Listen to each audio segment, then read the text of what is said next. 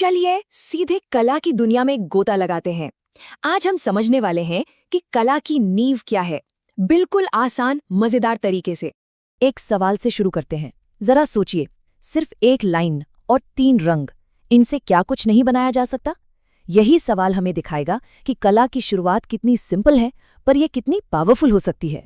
ठीक है, तो सबसे पहले बात करते हैं रेखा और रंग की। ये किसी भी विजुअल आर्ट की कह सकते हैं एकदम बुनियादी चीज है।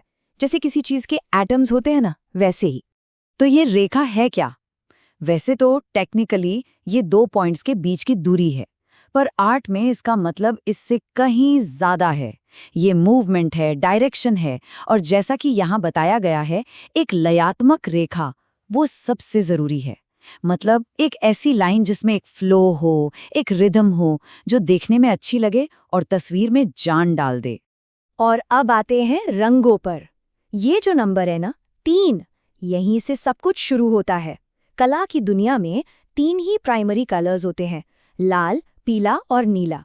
ये वो फाउंडेशन कलर्स हैं जिनसे लगभग हर दूसरा रंग बनाया जा सकता है। रंगों की सबसे कमाल की बात ये है कि ये फीलिंग्स जगाते हैं। देखिए, एक तरफ है गर्म रंग जैसे लाल और नारंगी, इनको देखते ही एक एनर्जी वाली फीलिंग आती है ना? और दूसरी तरफ है ठंडे रंग, नीला, हरा, ये शांति और सुकून का एहसास दिलाते हैं। और फिर आते हैं विरोधी रंग। ये वो रंग हैं जो कलर व्हील पर एक दूसरे के ठीक आमने सामने होते हैं, जैसे लाल के सामने हरा। जब इन्हें एक साथ रखा जाता है ना, तो ये एक दूसरे को और भी ज्यादा पॉप करते हैं, और भी ज्यादा चमकदार दिखते हैं। कलाकार इसी चीज का इस्तेमाल करते हैं जब उन्हें किसी चीज पर ध्यान खींचना होता है। चलिए अब एक स्टेप आगे बढ़ते हैं। जब ये रेखाएं आपस में जुड़ती हैं तो क्या बनता है? आकृतियां, यानी शेप्स। ये वही बेसिक जियोमेट्रिक शेप्स हैं जो हमारी दुनिया को एक स्ट्रक्चर देती हैं। ये टेबल देखिए, बिल्कुल बेसिक बातें बता रहा है। वर्ग यानी स्क्वायर, चारों तरफ से बराबर। आयत यानी रेक्टेंगल, थोड़ा खिंचा हुआ है। और समबाहु त्रिभुज यानी इक्विलैटरल ट्रायंगल, एकदम बैलेंस्ड। हर शेप का अपना एक अलग कैरेक्टर है।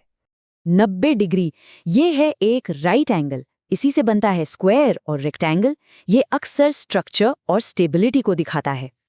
अब बात करते हैं 180 डिग्री की।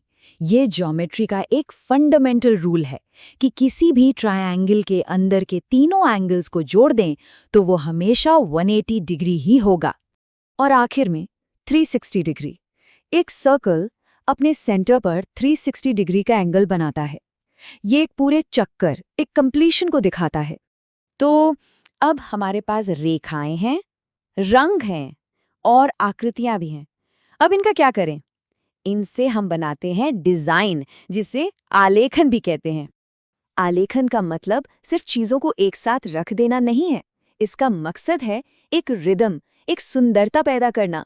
यहाँ देख सकते हैं कि कैसे नेचुरल फॉर्म्स जैसे फूल पत्तियां ज्योमेट्रिक पैटर्न्स के साथ मिलकर एक खूबसूरत बैलेंस डिजाइन बना रहे हैं।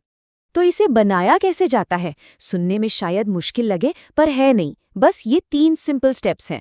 पहले 2B पेंसिल से डिजाइन को ट्रेस कर लो, फिर 0 नंबर के ब्रश से पतली पतली लाइंस बनाओ, और आखिर में 1 नंबर के ब्रश से रंग भर दो। बस। ठीक है, तो अब तक हमने सारे बेसिक रूल्स समझ लिए हैं। अब देखते हैं कि यही प्रिंसिपल्स, यही सिद्धांत कैसे मिलकर असली हिस्टोरिकल मास्टरपीसेस बनाते हैं। भारतीय कला परंपरा में इन सिद्धांतों को षडांग कहा गया है, मतलब 8 के 6 अंग। और ये सिर्फ टेक्निक के बारे में नहीं है। जैसे रूप भेद का मतलब है अलग अलग फॉर्म्स की समझ, और भाव का मतलब है फीलिंग्स को एक्सप्रेस करने की एबिलिटी। चलिए जरा समय में पीछे चलते हैं। सबसे पुरानी कलाकृतियों में, जैसे गुफाओं में बनी पेंटिंग्स में, मेन सब्जेक्ट क्या होता था? आखेट, यानी शिकार। ये हमें आर्ट का सबसे बेसिक पर्पस दिखाता है, जिंदगी को रिकॉर्ड करना। वहां से आगे बढ़ें तो हम पहुंचते हैं अजंता की गुफाओं तक। महाराष्ट्र में मौजूद ये जगह भारतीय कला के इतिहास का एक मील का पत्थर है। इन गुफाओं की दीवारें कहानियों से भरी हैं जो हमें उस दौर की जिंदगी और सोच की एक झलक देती हैं। और फिर आता है मुगल काल, जहां आर्ट को शाही दरबार में जगह मिली। मंसूर जैसे कलाकार अपने जमाने के जीनियस थे, जो नेचर और लाइफ को इतनी बारीकी से पेंट करते थे कि देखने वाला हैरान रह जाए। और ये सब आया कहाँ से? देखिए, कला शब्द ये खुद संस्कृत भाषा से आया है। ये हमें याद दिलाता है कि ये ट्रेडिशन कितना पुराना और गहरा है। तो एक बिंदु से शुरू करके हम रेखा, रंग, आकृति और डिजाइन से होते हुए इतिहास की महान कलाकृतियों तक पहुंच गए। लेकिन ये सब हमें एक आखिरी सवाल पर लाकर छोड़ देता है। जब कला के सारे नियम सीख लिए तो अगला कदम क्या है? क्या वो क्रिएटिविटी है या पर्सनल एक्सप्रेशन? ये एक ऐसा सवाल है जिसका जवाब हर कलाकार को खुद ही खोजना पड़ता है।